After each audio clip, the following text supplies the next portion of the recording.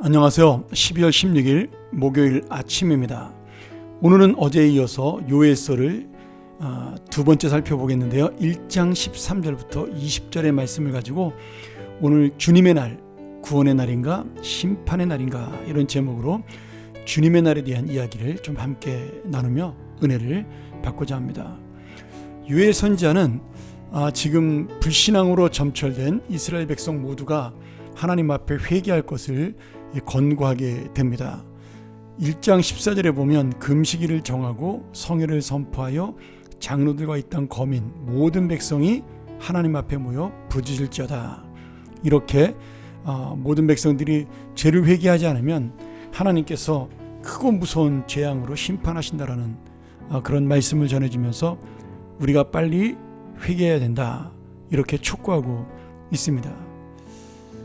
여기 이 부르짖을지어다, 간구할지어다 이런 표현은 지금 어려움을 당한 사람이 도움을 얻기 위해 간절한 심정으로 외치는 것을 이야기합니다. 구약에 보면 이런 단어들이 자주 나오죠. 이스라엘 백성들이 적군의 침략에 의해서 압제를 당할 때, 애굽에서 노예 생활을 할 때 견디지 못한 어떤 상황 속에 처했을 때 부르짖는다 이런 단어를 쓰는데, 지금 바로 이 부르짖을 수밖에 없는 상황이 우리의 상황이고, 이 부르짖음에 대해서 구원을 주실 수 있는 분이 주님밖에 없다는 사실을 분명하게 말씀하면서 주님에게 돌아오라, 주님 앞에 회개하라라고 그렇게 요청하고 있습니다. 오늘 이 요엘의 요청 중에 반복적으로 나타나는 표현이 여호와의 날 이런 말씀입니다. 여호와의 날은 다른 말로 말하면 주님의 날이라고 표현할 수도 있는데요. 우리가 여호와의 날을 제가 예전에도 한번 설교 시간에 한 두어 번 정도 설명한 적이 있는데, 두 가지 의미를 가지고 이 여호와의 날을 보셔야 되죠. 첫 번째는 이 여호와의 날은 심판의 날을 의미합니다. 하나님께서 이스라엘 백성에게 주실 심판의 날, 또는 불신자들에게 주실, 하나님을 거역한 자들에게 주실 심판의 날을 의미합니다.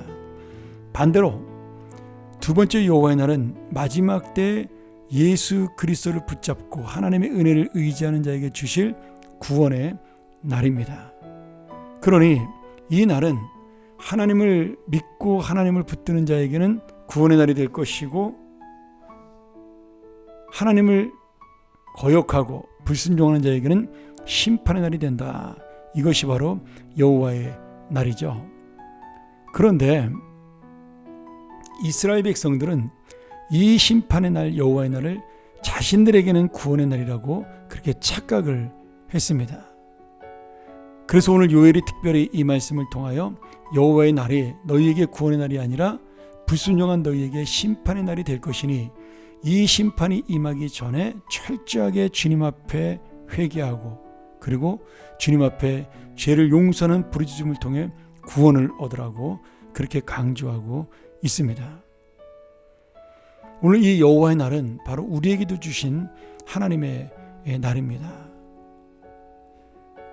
왜냐하면 지금 하나님을 믿는다고 말했던 이스라엘 백성에게 이 여호와의 날이 결국은 자신들에게 심판의 날이 됐다는 사실을 모르는 것처럼, 우리 역시도 하나님의 구원을 받는다라는 아니란 생각에 믿음으로 살지 못하는 우리에게 주시는 심판의 경고이기도 한 것이죠.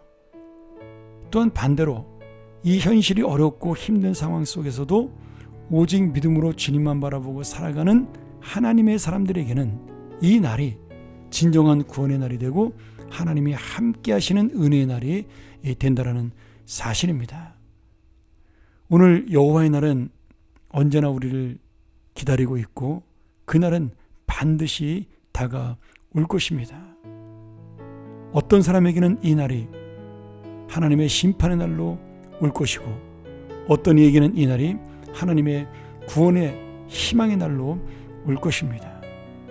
오늘 요엘은 모든 이스라엘 백성들에게 이 날이 심판의 날이 아닌 구원의 날이 되기 위하여 하나님께로 돌아오라고, 하나님의 자비와 긍휼로 구원을 받는 그런 하나님의 백성으로 다시 오라고, 지금 우리가 목숨을 걸고 주님 앞에 기도하는 금식의 그 회개와 기도를 통하여 하나님의 역사를 만나고 그리고 하나님의 은혜를 만나라고 그렇게 간절하게 자신의 그 백성들에게 호소하며 그리고 요청하고 있습니다. 오늘 주님께서 이 1장 이 요엘서의 말씀을 통하여 오늘 이 모든 날 속에 정말 처음에 나타났던 어제 우리가 이야기를 나누었던 그런 보통 메뚜기의 심판 그 정도가 아니라 지금 그 심판에 보면 이렇게 되지 않습니까? 4절에 팥중이가 남긴 것을 메뚜기가 먹고 메뚜기가 남긴 것을 느치가 먹고 느치가 남긴 것을 황충이 먹어두다. 완전히 하나님께서 이 이스라엘 백성들이 의지했던 식량을 싹 없애버린다라는 그런 무서운 심판의 말씀인데 그 정도가 아니라 오늘 이 19절과 20절에 보면 여호와여 내가 주께 부르짖으오니 불이 목장이 풀을 살랐고 불꽃이 들의 모든 나무를 살랐음이니이다. 20절 들짐승도 주를 향하여 헐떡거리오니 시내가 다 말랐고 들의 풀이 불에 탔음이니이다. 생명이 근원이 되는 이 모든 세상의 자연을 하나님이 메뚜기를 통해 식량만 없애는 것이 아니라 이제 주님의 날이 되면 완전히 멸망시키신다는 사실을 심판하신다는 사실을 분명하게 보여주고 있는 겁니다. 그런데 내가 예수 그리스도 우리 주를 바로 믿고 하나님 앞에 온전한 주님의 자녀로 살아간다면 이렇게 멸망하는 모든 세상 속에 우리는 구원을 받는 새로운 주님의 나라, 주님의 새로운 땅, 하늘을 바라보며 살아갈 수 있는 하나님의 놀라운 소망을 만날 수가 있게 됩니다.